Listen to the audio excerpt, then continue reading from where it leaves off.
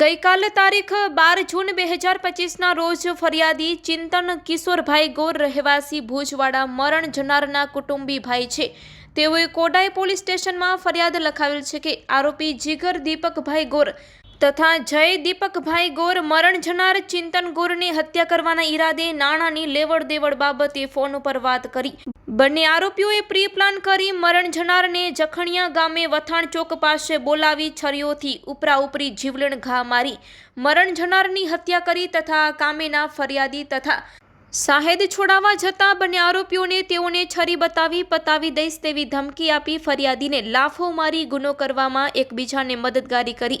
જિલ્લા કલેક્ટર શ્રી ભુજના હથિયારબંધીના જાહેરનામાનો ભંગ કરી ગુનો કરેલ છે બાબતે કોડાઈ પોલીસ સ્ટેશન ખાતે બીએનએસની કલમ તથા જીપી એક્ટ કલમ 135 મુજબનો ખૂનનો ગુનો રજીસ્ટર્ડ થયેલ છે,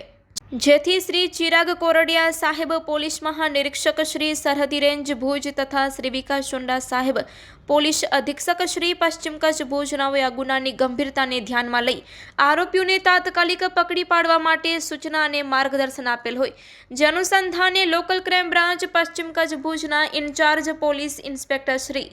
HR જેઠી સાહેબ તથા police sub inspector Shri JB Jadav saheb નાઓના માર્ગદર્શન હેઠળ ગુનો શોધી કાઢવા માટે લોકલ ક્રાઇમ બ્રાન્ચના કર્મચારીઓને સૂચના આપેલી હોય,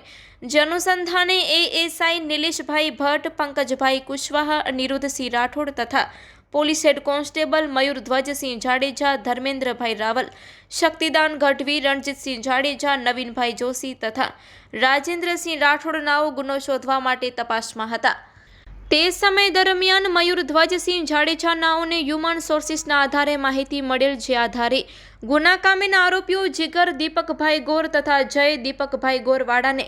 માધાપર ખાતેથી પકડી પાડી બંને આરોપીઓને આગળની કાર્યવાહી સારું કોડાઈ પોલીસ સ્ટેશન ખાતે સોંપવામાં આવેલ છે। આરોપી છે જીગર દીપકભાઈ ગોર અને જય દીપકભાઈ ગોર। આ બંને આરોપીને પકડી પાડવામાં આવ્યા છે।